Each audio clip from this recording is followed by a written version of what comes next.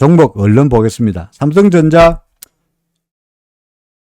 요즘에 뭡니까? 이 다이버전스, 그죠? 이 다이버전스는 아직까지 효력을 미치고 있죠, 그죠? 효력을 미치고 있습니다. 그러니까 RSI의 추세선 상승 이어지고 있으니까 꾸역꾸역 올라가고 있다. 일단은 오늘 올라가면서 간밤에 필라델피아 반도체 지수가 올라가면서 우리나라 시장에서 삼성전자도 의체해서 올라갔는데 전에도 이야기했습니다만은 다이버전스가 나타났을 때 혹은 RSI가 30선 돌파하면서 매수 신호가 나타났을 때 이때 제가 뭐라고 말씀드리냐니까 이제 좀 올라가겠네요. 얼마까지 갈까요? 이격동안 기간만큼은 가지 않겠습니까? 얼마까지 갈까요? 대략 기준선 근처까지는 갈 수 있지 않겠습니까? 라고 항상 이야기하고 있죠. 그렇죠. 다이버전스 나타나고 RSI가 이제 여기서 매수 신호가 나타나면 이 기간만큼은 이만큼 갈 수 있지 않겠습니까? 그렇죠. 그 다음에 얼마까지 기간은 그렇고 목표는요, 가격은 얼마까지 갈까요? 뭐 알 수가 없지만 RSI의 경험담으로 봐서 대략 기준선 근처까지는 갈 수 있지 않겠냐. 여기 였는데, 자, 요 날이 언제였냐니까 7월 5일 날이었습니다만은 이후에 주가가 꾸역꾸역 오르더니 왔죠, 그죠? 그러니까 날짜 우리가 수학을 하는 게 아니기 때문에 이 기간하고 요 기간하고 반드시 같아야 되는 법은 없죠. 더 갈 수도 있죠, 그죠? 그리고 코스피는 제가 충분히 더 갈 수 있다고 봅니다만은 어떻게 됐든 간에 삼성전자는 일단은 1차 목표치 기준선에 도달한 거는 왔죠. 마찬가지로 코스피 지수도 이처럼 삼성전자가 주가가 오늘 오르게 되었습니다만은 기준선이 6만원이었던 어제 6만원이었던 기준선이 오늘 하루 더 떨어져 가지고 기준선도 떨어지고 주가가 올라서 두 개가 만난 거잖아요. 그죠? 마찬가지로 코스피 지수도 이와 마찬가지로 일봉으로 봐서 제가 꾸역꾸역 올라갈 거라고 주장하는 것은 코스피 지수는 꾸역꾸역 올라가고 기준선은 내려오면서 두 개가 만나는 데 정도에서 1차 목표를 달성할 테니까 아직도 코스피는 좀 더 갈 수 있는 여력이 있다라고 하는 주장이 이런 삼성전자의 차트에서 바로 설명이 되는 거죠. 삼성전자처럼 될 거다. 그러니까 SK 하이닉스는 기준선 목표치를 일단 달성하면서 넘어섰잖아요. 그죠? 안 그렇습니까? 그러면 마음이 바뀌죠. 그 다음 뭡니까?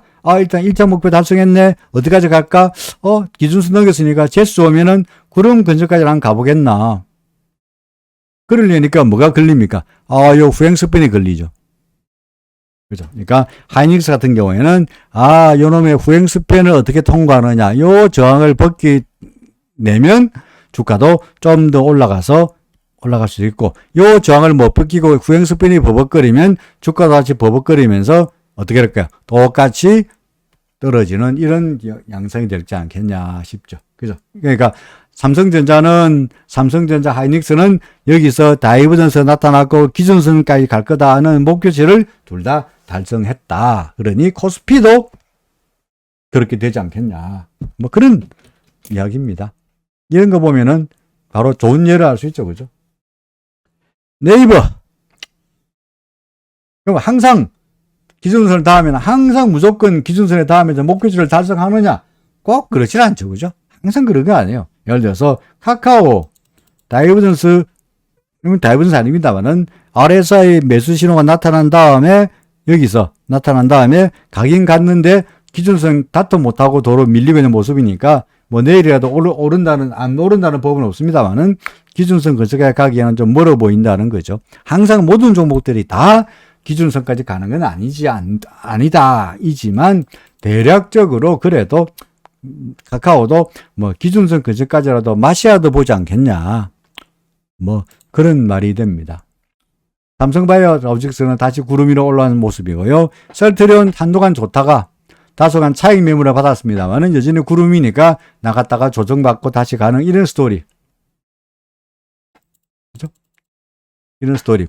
그동안 내내 하락세였다가 구름 밖으로 나갔으니까 나갔다가 조정받고 가는 이런 스토리가 이어질 거로 예상이 됩니다. 그 다음에 우리가 안 봤던 종목들 몇 가지만, 그동안에 제가 주장하고 있는 종목 몇 가지만 보죠. 어제 제가 CJ제일제당 주장하고 있습니다. 그렇죠. CJ제일제당. 뭐, 인플레 때문에라도 CJ제일제당 오늘 장중에 밀리긴 했습니다만 아래쪽에 길다란 꼬리 달면서, 종가 기준으로는 마이너스입니다만 구름 위니까 여전히 보유 측면에서 가지고 싶고요. 한전 KPS는 기대로 봐서는 구름 위에서, 기준선 위에서 잘 버티려고 보여지는데 구름 밖으로 살짝 무너뜨리니까 좀 간닥간닥하긴 합니다. 그래도 아직까지는 기준선 위에 있고 후행스팬이 버티고 있으니까 계속적으로 기다려보면서 얘가 이렇게 되기를 한번 더 기대해 보고 싶다는 겁니다. 여전히 뭡니까? 한전 KPS도 스테이입니다. 대덕전자, 어제 대덕전자 어떤 분이 말씀하셨던가? 대덕전자. 그래서 제가 기준선하고 관계없이 후행스팬이 아직까지 캔들을 못 넘겼으니까 매수하더라도 일단은 정찰병만 보내고 좀 더 보시자라고 했죠. 오늘 어찌 됩니까? 아무것도 아니죠, 그죠? 계속 보는 거죠. 오늘 0.5%, 155밖에 안 떨어졌고, 기준선하고 딱 닿았죠. 오늘 기준선이 27,875원. 그 다음에 오늘의 종가가 27,850원이니까, 뭐, 기준선이나, 이상현 날짜이시구나. 예. 죄송합니다. 제가 못 알아뵀어. 예. 제가 잊어먹어가지고. 대덕전자. 오늘의 종가 27,850원. 오늘의 기준선 27,875원이니까 굳이 말한다면 25원 밑으로 내려갔으니까 기준선을 하회했다 됩니다만은 우리가 하는 일목균형표는 이 수학이 아니기 때문에 그냥 두 개 같은 거예요. 25원 차이는 같은 거야. 그러니까 기준선에 딱 닿았으니까 아직까지는 어떻게 합니까? 더 두고 보자. 근데 후행스팬이 캔들을 못 넘겼으니까 100% 사고 하기에는 아직은 그렇고 조금만 사놓고 하회 움직임을 봐가지고 계속하면은 올라가서 얘가 이렇게 넘어가면 후행스팬 넘기면 더 추가로 사는 거고 구름이 더 사는 거고 그게 아니면 조금만 샀으니까 바로 털어야 되는 거고 아직까지는 더 기다려보고 싶다. 그죠? 기다려보고 싶다는 이야기였습니다. 예. 기억할게요. 제가 누가 질문했는지 기억을 해야 되는데 기억하겠습니다. 예. 그 다음엔 다 했나요?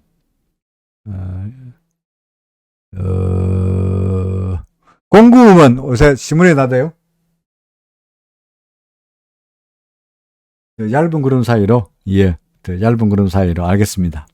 공구음은 요새 신문에 나오고 있고, 이미경, 김미경, 개그 뚱뚱한 여자 걔 누구야? 걔가 한다고 헛소문이 나면서 상가 가다가, 본전됐네? 이때부터 상가 방어관 가다가, 오늘 이만큼 떨어졌으니까 거의 이제 뭡니까? 본전됐네요. 그죠? 본전됐습니다. 근데 사실은, 뭐, 여러분들 제가 종종 말씀드리긴 합니다만은, 이럴 때, 여기서 이놈의 종목이, 어때? 그죠? 이런 건 조심해야 되죠. 그죠? 이런 거, 이거 조심해야 됩니다. 그렇죠. 이게 정말 전형적인 상투예요. 상투 패턴이에요. 그죠? 위에 꼬리, 음선. 안 그렇습니까? 여기다 또 하나 더 붙여보면, 여기다가 거래량까지 넣어보면 더 잘 보여요. 그렇죠. 거래량. 뭐, 크게 거래량이 터지지 않았습니다만은, 여기 보면은 거래량이 일괄적으로 거래량이 터지면서, 이때부터 한동안 조정을 보였죠. 그렇죠. 거래량이 터지면서 한동안 조정을 보였습니다. 이날도 마찬가지야. 이날도 위에 수염 달렸고, 지금 이렇게 봐서 그렇지. 이 보세요. 거래량 터지고, 위에 수염 달리고, 그러면서 전형적인 꼭지. 그러면서 한동안 밑으로 밀렸죠. 그죠? 그러니까 이거 분명히 아마도 이거는 공구모 같은 경우에는 상장지 얼마 안 되고 거래량도 많지 않다 보니까 분명히 건드린 놈도 있을 거예요. 누군가가. 그래서 한번 해먹고 밀릴 때까지 기다리고 있다가 다시 한번 으쌰 올리면서 뭐 이민경인지 김민경인지 그가 한다는 루머가 나오면서 상상상 며칠 날라갔고요. 상상상 쳤고 그러다가 이날은 장중에 다시 거래량이 늘어나면서 위에 꼬리 달리고 수영까지 매달렸으니까 그 뭡니까 음성까지 생겼으니까 다시 똑같이 이때와 똑같은 하락세가 예상되는 거죠. 그러니까 보통의 경우에 제가 재수 없이 막 이럴 때 여기서 이런 데서 샀다 매수했다 샀어요. 더 오를 줄 알고 상상 쳤으니까 오늘 좀 밀리네 라고 샀다. 근데 나간 기준으로 이런 그림이 나타나면 수염이 달리고 음선이 있거나 아니면 짱대 음선이 되거나 아니면은 위에 수염 달리고 이런 그림이 되거나 어떻게 되든 간에 개장 초반에 비해 가지고 장중에 비해서 마감가가 떨어진 걸로 끝났다 그러면은 그 다음날 무조건 어찌 됩니까? 도망쳐야 됩니다. 그 다음날 무조건 탈출해야 됩니다. 무조건. 그러니까 이날 산 거는 재수로 치고 내가 여기서 샀는데 기다려야 되겠다. 버텨. 홀딩을 외치면 이것이야말로 패망으로 접어드는 지름길이에요. 우리 해답 보고 이야기합니다만은 사실은 이 패턴이 나타난 다음에 이때가 마찬가지예요.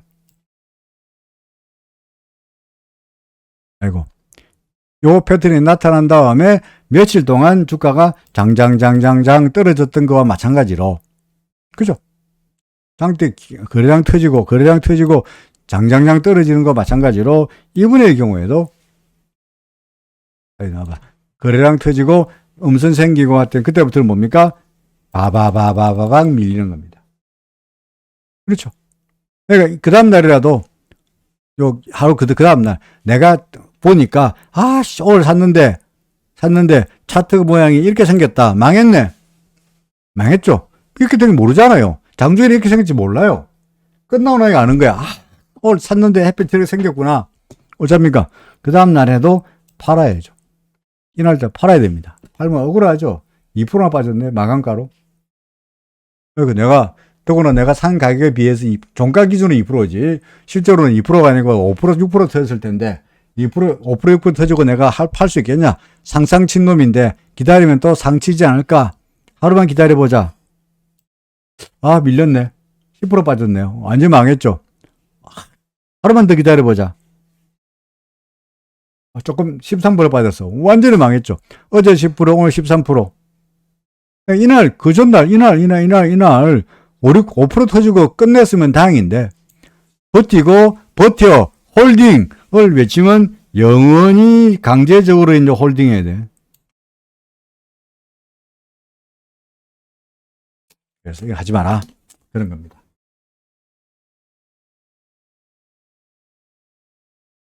달러가 강해지면 미국 좋냐고요? 좋죠? 응. 달러가 강해지면 달러의 강세는 미국이 바라는 바입니다. 왜요? 왜 그렇습니까? 달러가 강세면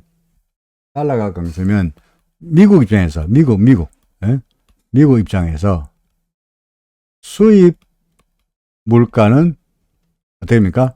떨어지죠. 우리나라는 원화가 달러 강세. 우리나라는 원화가 강세를 합시다. 미국은 미국 돈이 달러니까 우리나라는 원화가 강세라면 달러가 약세라는 말이죠. 그 이야기는 환율이 1,200원이었다가 1,000원 된다는 말이죠. 그죠? 안 그렇습니까? 환율이. 그러면 원화가 강세면 뭐가 좋죠? 수입 물가가 어떻게 됩니까? 떨어집니다. 그렇죠? 기름값, 네? 설탕값, 그죠? 옥수수, 소고기, 다 수입 물가가 떨어지게 되어 있습니다. 왜? 환율이 떨어진다는 말은 무슨 말이야? 원화가 강세면 무슨 말이냐? 자국 통화가 강세면 수입 물가는 하락하게 되어 있습니다. 그렇죠. 자국 통화 강세면 수입 물가가 하락하게 되어 있습니다. 똑같은 논리로 달러가 미국의 경우에 자국 통화인 달러가 강세면 미국의 입장에서 수입 물가가 하락하게 되어 있습니다. 현재 미국의 가장 큰 문제가 뭡니까? 인플레죠. 특히 무슨 인플레? 기름값 올라가지고 기름 때문에 지금 바이든이 뭡니까? 사우디가 있잖아요. 그죠? 중동가 있잖아요. 사우디에 아직 안 갔습니다만 사우디 가가지고 니네들 자크지 죽인 거 가만둘 테니까 괜찮아. 문제 안 삼을 테니까 제발 좀 기름 좀 많이 풀어가지고 유가 좀 떨어뜨려라 라고 하고 있잖아요. 기름값 때문에. 안 그렇습니까? 인플레가 가장 큰 문제예요. 근데 그러니 달러가 강세면 미국은 손 안 대고 코 풀게 돼 있어.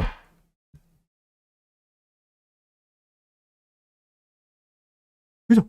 그러니까 미국이 바라는 바입니다. 미국에서 환율 조작국 운운한 이유는 뭐 때문인가요? 그거는 여러 가지 이유가 있긴 합니다만은 예? 미국에서 환율 조작국 운운하는 것은요. 예?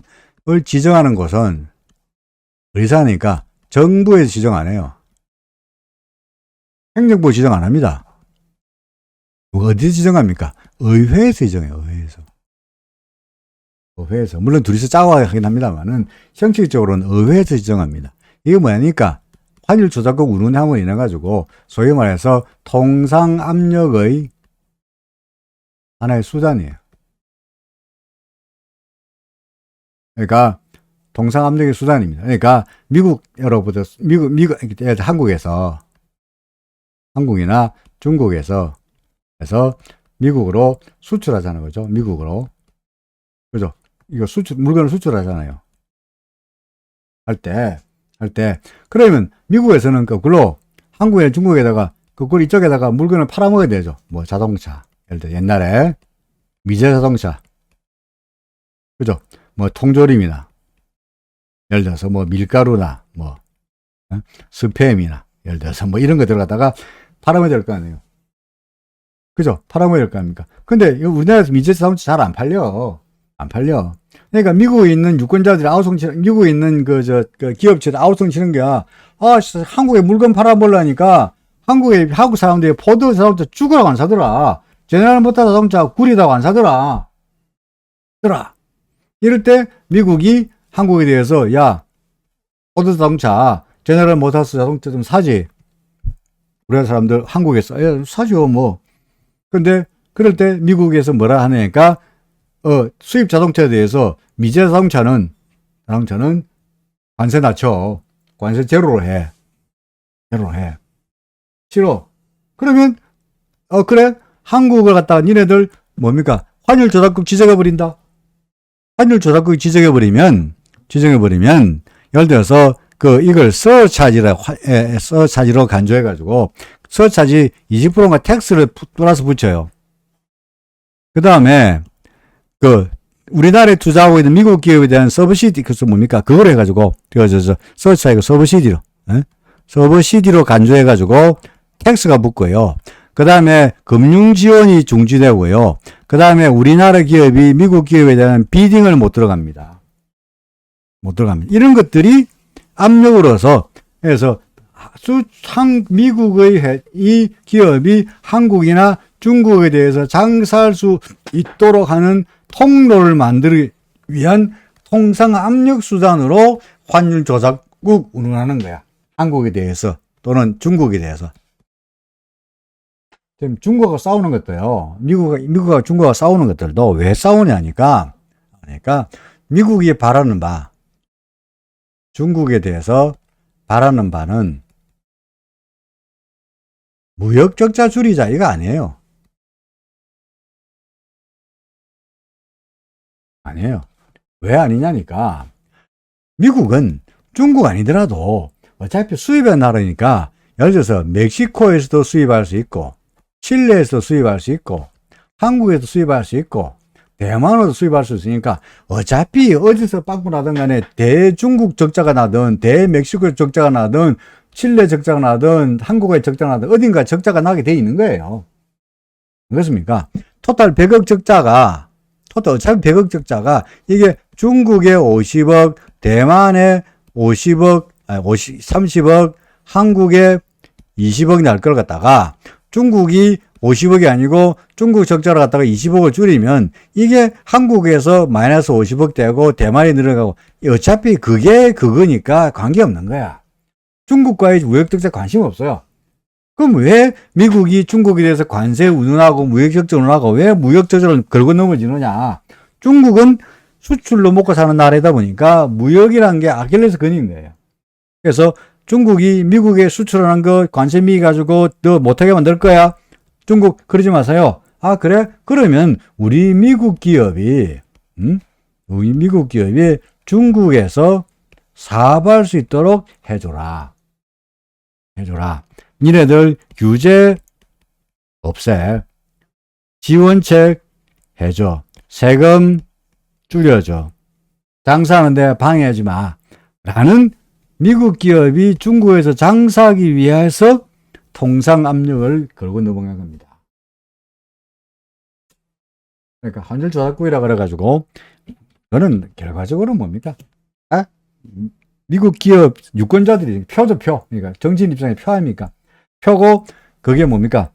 그 지원 그래서 뭐라 그러나 정치 헌금이 되는 거고. 그러니까 정치 헌금 받고 표 받고 대신에 기업을 대신해서 중국에 가서 까불래?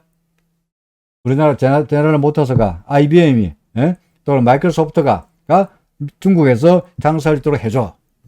그거 하는 게 환율 조작국의 목표입니다.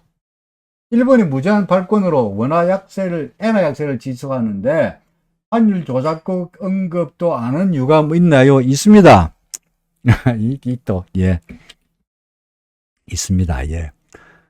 온갖 이야기 다 하네. 자, 중국하고요. 예? 중국하고 일본의 경우를 크게 비교해 본다면 중국이 미국에 수출하고 받은 달러를 있고요. 일본도 미국에 수출하고 받은 달러겠죠. 수출하고 받은 달러를 중국 애들은 이때까지 어떻게 했냐니까 이걸 갖다가 미국에 재투자하면서 M&A를 했어요. M&A. 그러니까 미국 기업을 샀어요. 뭐 하려고요? 기술 뺏어가려고. 안 그렇습니까? 그래서 트럼프가 중국에 대해서 환율 조작국 운운하면서 죽을래 그러면서 관세 왕창 올리면서 어떻게 하든 간에 중국에 대해서 압력을 넣은 거예요. 일본은 미국에서 수출하고 받은 달러를 이 달러 가지고 뭐 했느냐 고스란히 트레저리 반드나 미국의 트레저리 노트에다가 이걸 갖다가 전부 재투자했어요. 그러니까 미국 입장에서 본다면 미국 입장에서 본다면 일본에서 물건 받고 수입하고 달러 주면 이 달러가 다시 미국으로 트레저리 본드 쪽으로 재투자가 되는 거니까 재투자는 미국 입장에서 본다면 뭡니까? 좋은 물건 사고 채권 그냥 종이 쪼가리 주는 거예요. 일본에 대해서는 굳이 미국과의 적자가 나더라도 별로 관심, 큰 문제가 없고, 두 번, 그 달러를 고스란히 미국에 도로 들어오니까, 일본에 대해서는 무역 적자 운운할 필요가 없어요. 그죠? 달러, 수출하고, 수입하고, 미국 입장에서, 일본제, 소니, 카세트 테이프 하면, 달러 줄 거 아니겠어요? 근데 일본 애들이 그 달러 가지고, 걔네들이 그거 가지고 먹느냐 하면, 다시 그걸 갖다가 미국의 채권에, 미국 트레저리 본드에 재투자니까. 왜? 일본에서 투자하면은, 일본 금리가 워낙 낮기 때문에, 달러를 엔화로 바꿔가지고 투자해버리면 금리가 마이너스 되거나 제로니까 걔들은 그거 묶어 죽으려고 할 수가 없는 거야. 그러니까 달러 가지고 다시 미국으로 재투자하니까 상관없는데 중국 애들은 그 달러를 트레저리 본드나 노트로 사는 것이 아니라 그러면 달러 가지고 전부 미국에 있는 중요한 기업들, 하이테크 기업들을 경영권을 돈을 주고 사니까 잘못하면 경영권이 문제가 아니고 기술을 뺏길 것 같으니까 미국은 중국을 견제할 수밖에 없는 거예요. 그래서 엔화 약세되더라도 상관없다 하는 거고요. 환율 조작국 이야기 하셔주는 거고. 결정적으로 또 하나는 뭡니까? 미국은 일본을 소위 아시아 주역이 있어가지고 일종의 방위의 고리로 삼고 있잖아요. 그죠? 중국에 맞설 만한 방위의 고리를 잡고 있으니까 굳이 일본에 대해서 척질 필요는 없죠. 그런 정치적인 이유도 있다고 보여집니다. 미국 10년 채권 금리가 올라가면 달러가 약해질 수 있을까요? 채권 금리가 올라가면 달러 약세가 될 리가 없죠. 계속 강세죠. 근데 약간 다른 게요. 전에도 제가 설명드린 것 같습니다만은 단기금리 2년짜리 그죠? 트레저리 미국의 2년짜리 이거는 되게 어디에 연동되니까 미국의 기준금리에 연동돼요. 얘네 30년물 장기물 이렇게 소위 단기 채권은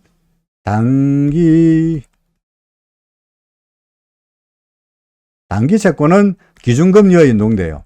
그런데 장기 채권은 뭐가 연동되니까 기준금리가 아니고 소위 잠재 성장률에 연동돼요. 잠재 성장률. 성장 잠재력. 그죠? 연동돼요. 그러니까 향후 잠재 성장률이 높을 것 같다. 예를 들어 기업의 경우에 내가 된 기업가야 돈이 있어요. 내가 돈 가지고 있어. 내가 할 수 있는 게 1번, 2번. 장사할까? 아니면 안전빵으로 트레저리 본드 살까? 이걸 고려해본다 칩시다. 내가 좀 기업가인데 돈이 있는데 이거 가지고 뭐 할까? 1번 장사 사업할까? 다시 말해서 우리 기업가적인 측면에서 말한다면 투자할까? 아니면은 안전빵으로 이거 살까? 그럼 예를 들어서 트레저리 본드 사면은 수익이 5% 나온다 합시다. 나온다면 내가 장사해서 기대 수익률이 5% 이상 나와야 이쪽으로 가지 않겠어요? 그죠? 그러니까 결국은 이 트레저리 본드는 이 두 개가 비슷하거나 이거보다 높은 장사하는 게 당연히 위험성이 높아야 되니까 잠재 성장률을 반영하게 되어 있습니다. 그러니까 금리가 올라가면 뭐 그것 가지고 트레저리 본드를 사겠다는 수요도 많아지고 하니까 달러가 강세할 수밖에 없는 거죠. 그러니까 금리가 올라가는 한 달러가 약세가 될 가능성은 없고요. 따라서 현재로 봐서는 미국의 금리가 지금 기준금리가 계속 올라가다가 피크를 치고 뭐 연말까지 가서 연말 4% 된다. 그럼 떨어진다. 내년 되면 아마 2023년 되면 아마 금리 인하 이야기 나올 것 같은데 그때쯤 돼서 달러가 약세가 되지 않겠냐 싶습니다.